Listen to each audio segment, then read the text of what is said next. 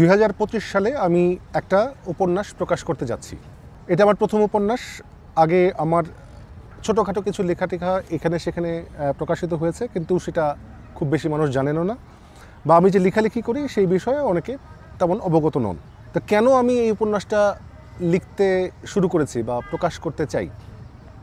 প্রথম কারণ হচ্ছে যে এরকম একটা বড় উপন্যাস লেখার জন্য আমার যথেষ্ট সময় ছিল, যথেষ্ট অলস সময় আমি পেয়েছি এবং এই সময়টা কাজে লাগিয়েছি। 2 নম্বর হচ্ছে, যেহেতু আমি রাস্তায় ঘুরে ফিরি, ছবি তুলি, মানুষের কথা শুনি, গল্প সংগ্রহ করি, তো আমার মনে হয়েছে বা এই শুনতে শুনতে, এই ছোট ছোট নোট নিতে নিতে আমার বাসনা তৈরি হয়েছে যে আমি একটা বড় উপন্যাসের কাজ করব।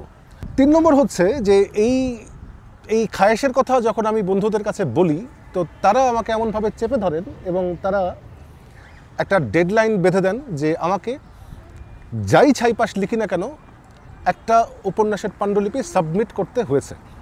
এবং সবচাইতে গুরুত্বপূর্ণ যে কারণে আমি লিখেছি সেটা হচ্ছে, আমি তো যা দেখি, যা বলি, তার একটা অথরিটি চাই। আমি আমার অথরশিপ তো চাই, যা আমি প্রকাশ করতে চাই, যা আমি প্রপাগেট করতে চাই, তো সেটাও আরেকটা কারণ থাকতে পারে। তো সব মিলে এই 4টা কারণে আমি একটা উপন্যাস এবার প্রকাশ করতে যাচ্ছি, প্রথম উপন্যাস। সেই উপন্যাসের নাম হচ্ছে মুরগির সিনায় মাংসের ইতিহাস। এটা গেল আমার উপন্যাসের কথা। সেই উপন্যাস যারা পড়বেন, যখন প্রকাশিত হবে নিশ্চয়ই পড়বেন। যারা পড়বেন না, যারা কিনবেন না, অনেকেই হয়তো কিনবেন, পড়বেন না। আমি অনেক বই কিনি, পড়ি না, সেটা ভিন্ন বিষয়। তো এটা হতেই পারে। তো আমি কিভাবে পড়ি, কিভাবে দেখি, তো আমার বন্ধু শিমুল সালাউদ্দিনের একেবারে হচ্ছে মানে ওর খপ্পরে পড়ে ও আমাকে বাধ্য করেছে যে আমি আমার উপন্যাসের কিছু কিছু অংশ যেন পড়ে শোনাই। এবং আমরা মোটামুটি বিভিন্ন লোকেশনে গিয়ে ছবি টবি তুলেছি, চা সিগারেট খেয়েছি এবং কিছু কিছু জায়গায় আমি পড়ার চেষ্টা করেছি। তো সেগুলো হচ্ছে রেকর্ড করা হয়েছে। আমি ধীরে ধীরে পর্যায়ক্রমে সেগুলো আপলোড করব। আমি নিশ্চিত যে যারা এই উপন্যাসটা পড়বেন অথবা পড়বেন না, তারা স্বতন্ত্র কন্টেন্ট হিসাবে আমার এই পাঠটাও শুনতে পারেন বা দেখতে পারেন। খারাপ লাগতে পারে, ভালো লাগতে পারে, যেতেই হবে, আমাকে জানাতে পারেন। আমি জানতে চাই, আমি আসলে কথা বলতে চাই।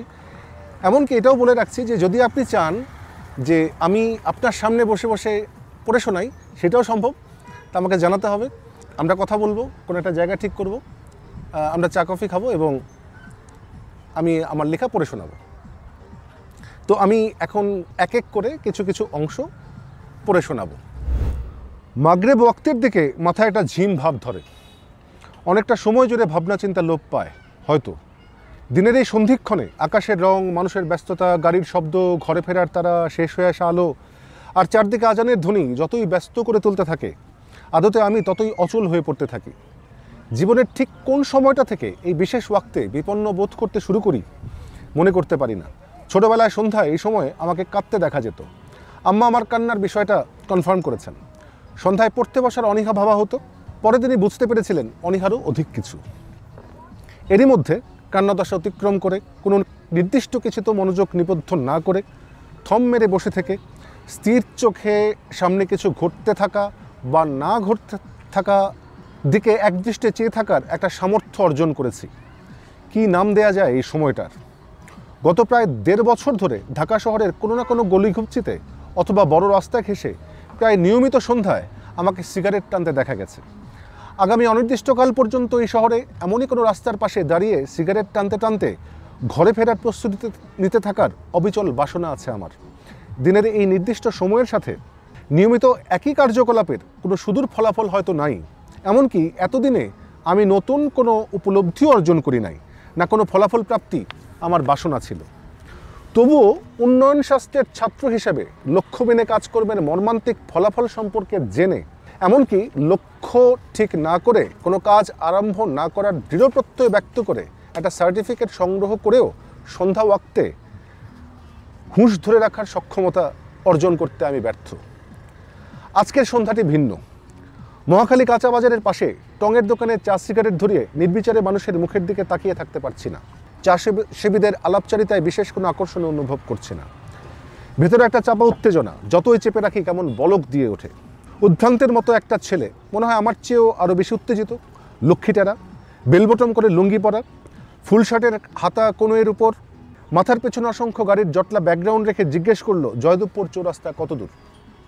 ছোটোবেলায় বলতাম জয়দেবপুর, এখন তো গাজীপুর চৌরাস্তা বলি।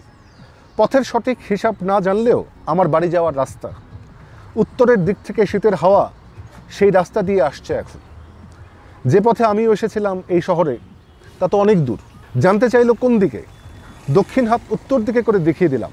বাসের হদিশ জানাতে চাইলাম, ছেলেটা জানতে চাইলো না, বলল বাস ভাড়া নাই।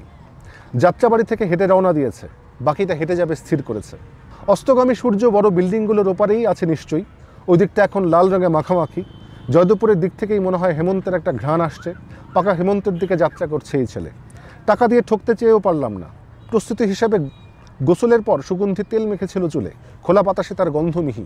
ঘরের ভেতরে এই গন্ধ যদিও আমার বমির উদ্রেক করতে হয়তো।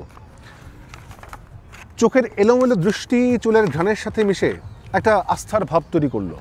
ও হেঁটে আরও অনেক দূর যেতে পারবে। জ্যামের মধ্যে আটকে থাকা গাড়ির হর্নগুলো সম্ভবত এই অল্পবয়স্ক ছেলেটার বৃত্তান্ত জানিয়ে যাচ্ছিল। যতক্ষণ তাকে একটা সিগারেট সারতে যাব দ্রুত বেগে আমারই দেখানো পথে চলে গেল। তার চলে যাওয়ার গতি আমারেও যেন বা সামনের রাস্তায় নামিয়ে দিল খানিক। সিগারেট ঠোঁটে নিয়ে বেশ হালকা চালে এদিক সেদিক দেখতে ভালো লাগছে। মনে হচ্ছে যেন আমি একটা নাটকের স্টেজে পারফর্মার। আমাকে দেখছে লোকে। ফুটপাতের দোকানের বেঞ্চে বসে একটা চা অর্ডার করা ছাড়া আর কিছু মাথায় আসলো না। আজকের সন্ধ্যায় আমার দিলের ছটফটানি কি আদৌ কেউ টের পাচ্ছে না? এই শহরে এমন একটা বিশেষ দিবস আমার জন্য আর আসে নাই। তবু কি আজকের সন্ধ্যা অন্য আর 10টা মান্ডেন সন্ধ্যা থেকে পৃথক হয়ে উঠবে না? এই সন্ধ্যা অনন্য করে তোলার দায়িত্ব নিশ্চয়ই আমার। সেলিব্রেশনের তরিকা না জানলেও দায়িত্বে তো অবহেলা করতে চাই না। মাস তিনেকের কথা তো বলল, অবশ্য এইভাবে নাকি শুরু হয়, পরে নাকি আর কেউ ছাড়ে না। 3 মাসের স্পেশাল কন্ট্রাক্ট। এই শহরে বসবাসের বাসনা আমার ছিল। তার চেয়ে বড় কথা, আমি তো আর কোথাও ফিরে যেতে প্রস্তুত না। ফিরে যাওয়ার জায়গা তো একটা আছে, কাগজপত্রে যেটাকে আমি স্থায়ী ঠিকানা লিখি। এই স্থায়ী ঠিকানা আমাকে একটা বর্তমান ঠিকানা খোঁজার অ্যাসাইনমেন্ট দিয়ে পাঠিয়েছে। ফিরে গেলে আমি বিফল। কয়েকটা দিন টিকে যাওয়া সেই সূত্রে আমার সফলতা নির্দেশ করে। এই শহরের বৃহত্তর জনগোষ্ঠীর লড়াই আর সুখ দুঃখের অংশীদার হয়ে থাকা আমার চয়েস যদি নাও হয়, সাফল্য তো বটেই। সন্ধ্যা খুব অল্প কিছু মুহূর্ত মাত্র। হেমন্তের সন্ধ্যা আরও কম। দূর থেকে ট্রাম্পেট আর ড্রামসের শব্দ শোনা যাচ্ছে। ফুটপাতে উপস্থিত সকল জনতা প্রায় একই সাথে এই শব্দের উৎস খুঁজে বের করে ফেলে। আফসোস, তারা কেউ জানে না এই আনন্দ শোভাযাত্রা আজকে কার জন্য।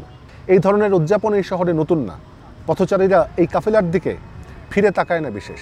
তারা পাশাপাশি হাঁটে, রাস্তা ছেড়ে দেয়। চা সেবনরত মধ্যবয়স্ক লোকের চেহারায় একটা কৌতুকপূর্ণ হাসি দেখা যায়। শোভাযাত্রা যত কাছে আসতে থাকে, শব্দ যত তীব্র হতে থাকে, আমি ভেতরে একটা অপরিচিত স্ফূর্তি টের পাই। সাদা রঙের জামা আর নীল রঙের প্যান্ট, দুটোতেই আছে সোনালি সুতোর ভারী কাজ। হাতে সোনালি রঙের যন্ত্র প্রাণপণ বাজিয়ে যাচ্ছে। শব্দগুলো কারো যন্ত্র থেকে বের হচ্ছে না, তাদের শরীর নিংড়ে বেরোচ্ছে। দক্ষিণ থেকে তারা আসছে, মহাখালী বাস টার্মিনাল থেকে হবে হয়তো, উত্তর দিকে যাবে। কাছে আসলে বুঝতে পারি দেশের উন্নয়ন উদযাপন হচ্ছে। প্রধানমন্ত্রী কোনো একটা আন্তর্জাতিক পুরস্কার পেয়েছেন। ছেঁড়া জুতায় হ্যাঁচড়াতে হ্যাঁচড়াতে বাদক উন্নয়নের মহাসড়কে প্রাণপণ বাজনা বাজিয়ে ট্রেনের খোরাকি বিনে আর কিছুই উদযাপন করছেন বলে কেউ বলতে পারবে না। তাদের সাথে ভিড়ে গিয়ে এই শোভাযাত্রায় নিজের আনন্দ উদযাপন করে নেওয়া যায়। আমি তো নাচবো আমার নিজের আনন্দে। এই দলে সবাই তো খোরাকির জন্য আসছে, আমিও যাচ্ছি আমার খোরাকির আশ্বাস উদযাপন করতে। একটার পর একটা পরিচিত হিন্দি গান বাজতে থাকলো। সামনের কয়েকটা চ্যাংরা গোছের দলীয় ছেলে ছোকরা ব্যতীত শোভাযাত্রায় গোটা 30 মানুষের কাউকেই কোনো প্রকার আনন্দের এক্সপ্রেশন দিতে দেখা গেল না। শরীর দোলাতে দোলাতে যে দলে শরিক হলাম, সড়কের আলোতে ক্রমশই একে একে কিছু মুখ আমার সামনে দৃশ্যমান হতে থাকলো। বৃদ্ধ আছে, নারী আছে, বিভিন্ন বয়সের পুরুষ আছে, কিছু কম বয়সের পোলাপানও আছে। তাদের চেহারা গতরে কিংবা পোশাকে উন্নয়নের কোনো নিশানা দেখা যায় না। মহাখালী থেকে গুলশান 1 নম্বরের লিংক রোডে ঢুকে গেল বাদ্যের তালে তালে। লোকজন খুব সাবধানে কোরাসের জন্য জায়গা করে দেয়। রাজপথে তাদের এই উপস্থিতি তথা এই শোভাযাত্রার উপস্থিতি ততটা কাম্য হয়তো না যতটা সমীহ জায়গায়।